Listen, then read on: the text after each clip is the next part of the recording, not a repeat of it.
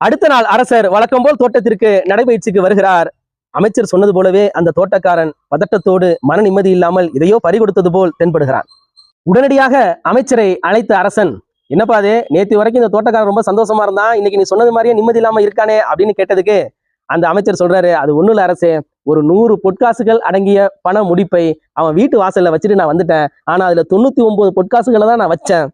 விடிஞ்சு எழுந்துச்சு அந்த தோட்டக்காரன் பார்த்திருப்பான், ஐயோ நம்ம வீட்டுல பொற்காசுகள் இருக்கே, ரொம்ப சந்தோஷமா இருந்திருப்பான். 100 பொற்காசுகளும் எழுதிருக்குன்னு எண்ணி பார்த்திருப்பான். ஆனா 99 காசு தான் அதுல இருந்திருக்கு. ஒரு பொற்காசு இங்கதான் எங்கேயாச்சும் விழுந்திருக்குன்னு சொல்லி அதை தேடி தேடி தேடியே தன்னுடைய மன நிம்மதியை இழந்தான் அப்படின்னு சொல்றாரு.